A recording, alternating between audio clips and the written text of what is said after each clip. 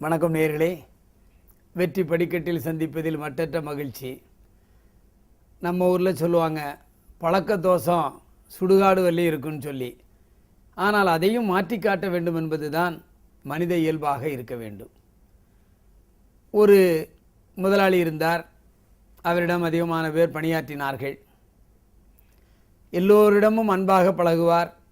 அவர்கள் கேட்டதையெல்லாம் கொடுப்பார். அவர் குடும்பத்தில் நடக்கின்ற இன்ப துன்ப நிகழ்ச்சிகளெல்லாம் கலந்து கொள்வார்.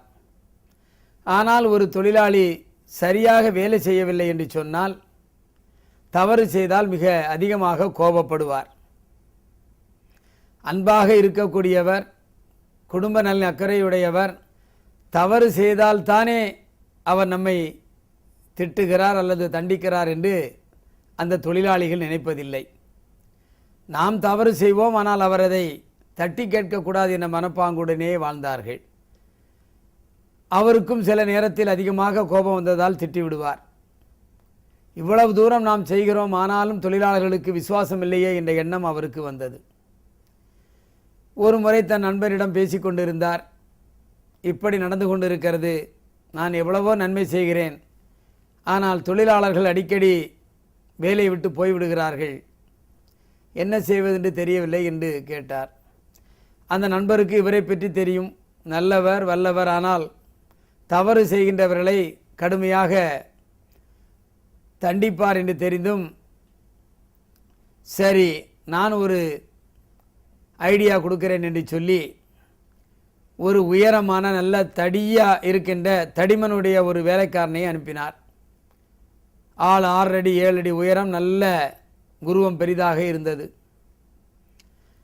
அந்த வேலைக்கு வந்த நாளிலேயே இருந்து அந்த முதலாளி சொன்னதையெல்லாம் அவன் செய்து கொண்டிருந்தான். தவறு செய்கின்ற நேரத்தில் அவர் கடுமையாக அவனை திட்டுவார். ஆனாலும் அவன் ஒன்றுமே தெரியாதது போல் அவன் வேலையை செய்து கொண்டே இருந்தான். பலமுறை தவறிழைப்பான். பலமுறை அவர் திட்டினால் கூட அவன் ஒன்றுமே பதில் சொல்லுவதில்லை. பல நாள்கள் திட்டி திட்டி அவருக்கும் சோர்வாகிவிட்டது. சரி, செவடன் காதில் சங்கு ஊதுவது போல் ஆகிவிடும், இனிமேல் நாம் அவனிடம் சத்தம் போட்டு என்ன பயன் என்று சொல்லி அவர் சத்தம் போடுவதில்லை. நாள் ஆக ஆக அவர் சத்தமே போடுவதில்லை. பிறகுதான் அவருக்கு தெரிந்தது, நண்பர் அனுப்பிய வேலைக்காரனுக்கு காதும் கேட்காது வாயும் பேச மாட்டான் என்று சொல்லி. எனவே இவர் திட்டியது அவன் காதில் விழவில்லை, அவன் திருப்பியும் பேசவில்லை. எனவே இவர் திட்டி திட்டி பார்த்து சோர்ந்து போய் அவனை திட்டுவதில்லை. அதன் பிறகு உணர்ந்தார், நாம் திட்டுவதால் யாருக்கும் நன்மை இல்லை. நாம் எவ்வளவு நன்மை செய்தாலும் ஒருமுறை திட்டுகின்ற நேரத்தில் அவர்கள் அதைத்தான் மனதில் நிறுத்தி கொள்கிறார்கள் என்று சொல்லி அந்த முதலாளி அதிகமாக திட்டுவதில்லை. இது வாழ்க்கையில் எல்லோருக்கும் வரக்கூடியது.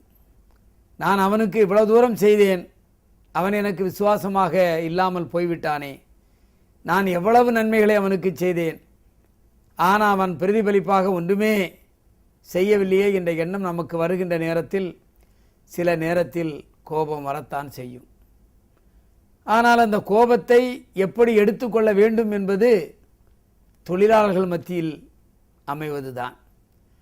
அவர்களுக்கு எல்லா உதவி செய்கின்ற நேரத்தில் அன்பாக இருந்தாலும் ஒருமுறை நாம் அவர்களை கண்டிக்கின்ற பொழுது அவர்கள் வருத்தமுடையவர்களாக ஆகிறார்கள்.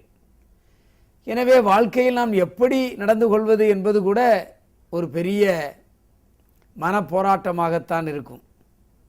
நல்லது செய்கிறோம், அவர்கள் கடமையை செய்யவில்லையே என்ற எண்ணம் வருகின்ற பொழுது ஆத்திரமும் கோபம் வரத்தான் செய்கிறது. இதையெல்லாம் தாண்டி நாம் வாழ்க்கையில் வெற்றி பெற வேண்டும். அவர்களையும் அணைத்து சென்று தொழிலையும் பாதுகாத்து எல்லோரும் சந்தோஷமாக இருப்பதற்கு நாம் வாழ கற்றுக்கொள்ள வேண்டும். எனவே வெற்றி படிக்கட்டு என்பது நிகழ்வுகளை தொகுத்து அதிலே வருகின்ற கருத்துக்களை நாம் உணர்வுபூர்வமாக ஏற்று வாழ்க்கையில் முன்னேற வேண்டும். வாழ்க்கை என்பது உயர்ந்த நோக்கமுடையதாக இருக்க வேண்டும்.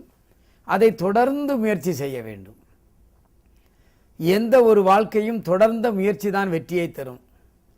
எவ்வளவு தூரம் மின்சாரம் தயாரித்தாலும் அது தொடர்ந்து பயன்படுத்தி கொண்டிருந்தால்தான் அந்த பயன்பாடு நமக்கு கிடைக்கும்.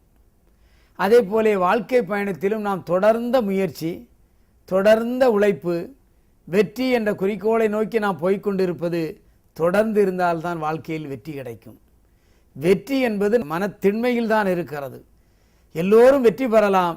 மனத்திண்மை உடையவர்களாக இருந்தால், உயரிய கொள்கை உடையவர்களாக இருந்தால் நிச்சயமாக வெற்றியாளராக மாறலாம் என்று சொல்லி மீண்டும் உங்களை நாளை வெற்றி படிக்கட்டு நிகழ்ச்சியில் சந்திக்கின்றேன். நன்றி, வணக்கம்.